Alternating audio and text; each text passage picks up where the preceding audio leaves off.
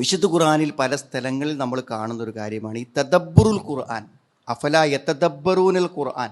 അള്ളാഹു ആവർത്തിച്ച് ചോദിക്കുന്ന കാര്യമാണ്. അതായത് വിശുദ്ധ ഖുർആൻ നമ്മൾ എന്ത് ചെയ്യുക, ചിന്തിച്ചും ആലോചിച്ചും കൊണ്ട് പഠിക്കാം.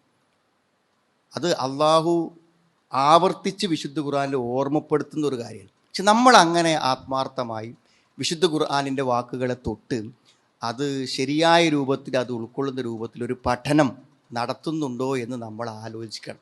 അത് സ്വന്തമായൊരു വായനയുടെ ആയിരുന്നാലും ഒരു ക്ലാസ് പോയിട്ടാണെങ്കിലും അതെന്താണ് അതിൻ്റെ ഗുണം എന്ന് വിശാലമായി സൂറത്തു നിസായിലെ ഇതേ വാക്കിനെ വിശദീകരിക്കുന്ന സമയത്ത് മുഫസ്സിരീങ്ങൾ പറയുന്നുണ്ട്. അതായത് വിശുദ്ധ ഖുർആനിൽ നമുക്ക് കിട്ടേണ്ട കുറേ വെളിച്ചമുണ്ട്. ഒന്നൊരു ബോധ്യമാണ്, ഇത് അള്ളാഹുവിൻ്റെ ഗ്രന്ഥമാണ് എന്ന് എപ്പോഴാണ് ബോധ്യപ്പെടുക? ഖുർആൻ കൂടുതൽ കൂടുതൽ പഠിക്കുമ്പോഴാണ് നമുക്ക് എന്ത് ചെയ്യുക, അത് ബോധ്യപ്പെടുക. വിശുദ്ധ ഖുർആൻ മനുഷ്യൻ അവതരിപ്പിച്ച് തന്നതിലൂടെ അള്ളാഹു എന്താണോ ലക്ഷ്യമാക്കുന്നത് ആ ലക്ഷ്യം നമ്മൾ സാക്ഷാത്കരിക്കപ്പെടണം എന്നുണ്ടെങ്കിൽ നമ്മളത് പഠിക്കണം. അള്ളാഹുവിനെക്കുറിച്ച് അറിയാനും അള്ളാഹുവിൻ്റെ മഹത്വങ്ങളെയും വിശേഷണങ്ങളെയും അള്ളാഹുവിൻ്റെ സൃഷ്ടിപ്പിൻ്റെ മഹത്വങ്ങളെക്കുറിച്ച് അറിയണമെങ്കിൽ നമ്മൾ ഖുർആൻ പഠിക്കണം.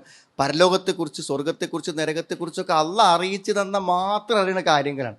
അത് നമുക്ക് വിശുദ്ധ ഖുർആൻ എന്നാണ് നമുക്ക് ലഭിക്കുന്നത്. അതുകൊണ്ട് നമ്മളെല്ലാവരും ഏതെങ്കിലും ഒരു സന്ദർഭവും സമയം ഉപയോഗിച്ചിട്ട് വിശുദ്ധ ഖുർആൻ ശരിയായ ഒരു പഠനത്തിന് നമ്മൾ വിധേയമാക്കണം. അത് നമ്മുടെ വിശ്വാസത്തെയും ഈമാനിനെയും വർദ്ധിപ്പിക്കാൻ ഉപകരിക്കുന്ന കാര്യം.